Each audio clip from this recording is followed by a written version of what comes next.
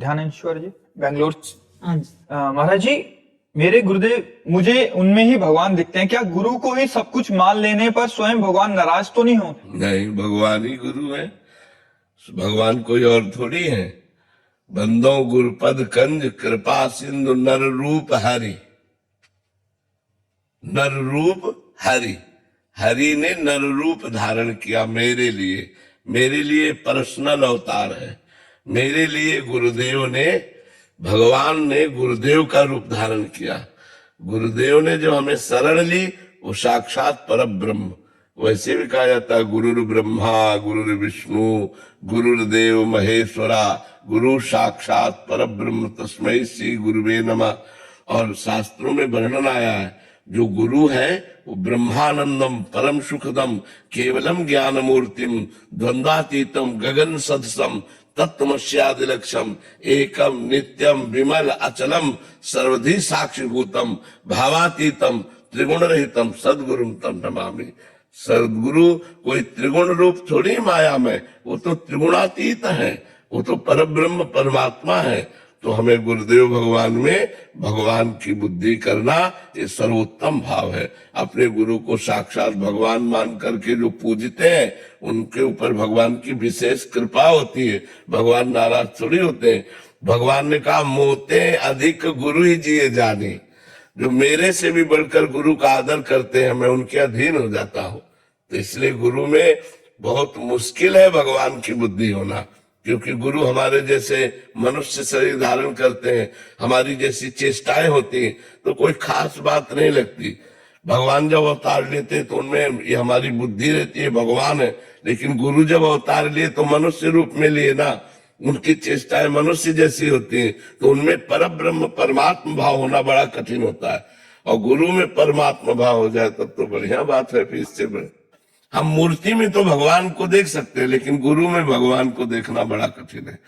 और जो गुरु में भगवान को देख ले वो साधक क्या कहना है, वो तो जीते जी मुक्त हो जाएगा। गुरु कृपा से उसका सब काम हो जाएगा।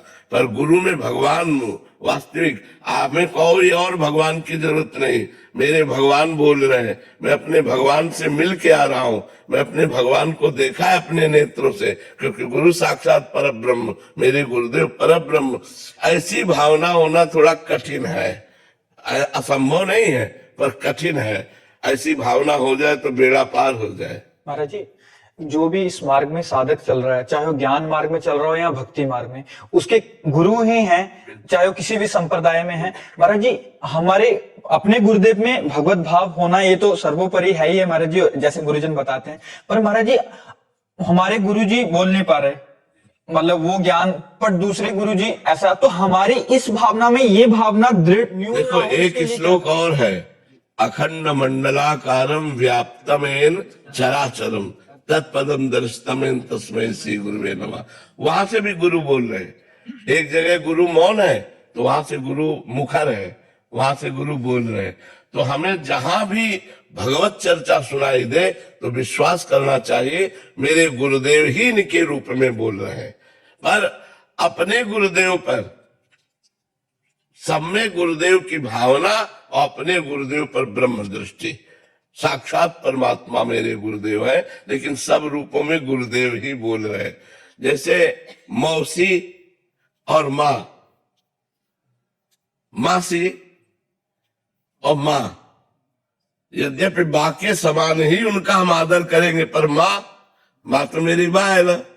ऐसे ही गुरुदेव के समान हम हर संत का आदर करेंगे, पर गुरुदेव तो हमारे परम ब्रह्म है। ऐसी भावना करनी चाहिए। महाराज जी, इसमें एक और संशय, जैसे आप कहीं कहीं इसी बात का आश्रय लेके, मतलब कोई माता बहन है और तुम्हारे जी उस, क्योंकि ऐसी भावना होगी तो समर्पित है। हाँ, तो ऐसे में क्या सावधानी इसमें ये सावधानी रखनी कि हमें संतों की बात तो सुननी है, पर अगर हमारे गुरु की बात से अलग है तो हमें उनकी बात माननी नहीं है।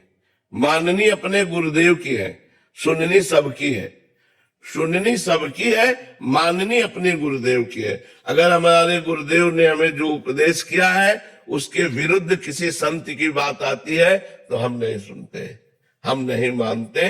सुना, बैठ के प्रणाम किया, चल दिया। मानेंगे हम अपने गुरुदेव की। और दूसरी बात, गुरुदेव से लेकर के हर संत के लिए हम ये बात कह रहे हैं।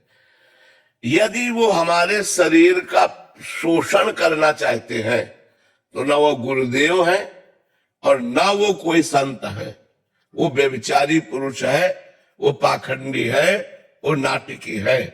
गुरु एक पिता के समान है, गुरु एक महान तत्व है जो माया मुक्त है।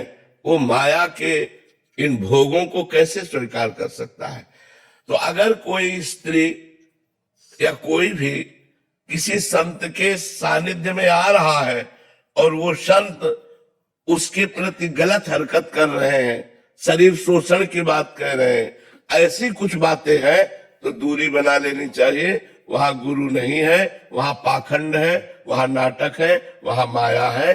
हाँ, कभी कभी बड़े बड़े अच्छे साधकों से चूक हो जाती है, वो एक अलग चीज है। चूक होना अलग चीज है और पाखंड करना अलग चीज है। चलते चलते हम फिसल गए, फिर समझ लो आगे बढ़ो। लेकिन गुरु तो पहुंचा हुआ तत्व है, वो कोई साधक नहीं है। इसलिए हमें चाहिए कि ऐसी जगह से थोड़ा दूरी बना लेनी चाहिए और गुरु द्वारा दिए हुए नाम मंत्र का ही जप करना चाहिए। उनकी निंदा नहीं करनी चाहिए, पर उनसे दूरी बना लेनी चाहिए, जिससे हमारी पवित्रता बची रहे। पहली हरकत में अगर दूरी बना लो तो बहुत अच्छा है, जिससे वो भी बच जाएंगे और आप भी बच जाओगे। नहीं तो बहुत जगह इस बात का पाखंड होता है कि तन मन प्राण सब कुछ समर्पित कर देना चाहिए। अब वो समझ नहीं पाते साधक, तो उनको लगता है कि जैसा गुरुजी कहे। अब वो बेचारा किससे अपनी बात व्यक्त करे कि कहीं मैं गलत तो नहीं हूं, कहीं मैं अंदर उसके आता है मैं कहीं गलत तो नहीं जा रहा हूं, पर वो सही का निशान किससे लगवावे? जब कभी उसे अच्छा सत्संग मिला तब वो निर्णय कर पाता है कि हमारे साथ तो गलत हो गया, हमारे साथ तो धोखा हो गया। तब तक बहुत देर हो चुकी होती है और हमारे उत्साह, हमारी श्रद्धा, हमारी पवित्रता इतनी निगेटिव हो जाती है कि अच्छे संतों में भी हमें दोष दर्शन होने लगते हैं। पता नहीं ये भी नाटक, तो हम सत्य से बहुत दूर चले जाते हैं। इसीलिए हमने कहा उन्हीं गुरु के द्वारा दिया हुआ मंत्र और नाम जप करो और गुरुदेव के आश्रित रहो। अंदर से, बाहर से संपर्क छोड़ दो तो तुम्हारा मंगल। उनकी निंदा मत करो, उनका अपमान मत करो, उनसे दूरी बना लो। दूरी बनाना ही उचित है, क्योंकि निंदा अपमान से आपका पतन हो जाएगा। निंदा अपमान किसी का भी मत करो, लेकिन जहां लगे कि यहाँ शास्त्र के सम्मत कार्य नहीं है, शास्त्र विरुद्ध आचरण है, वहां से दूरी बना लेनी।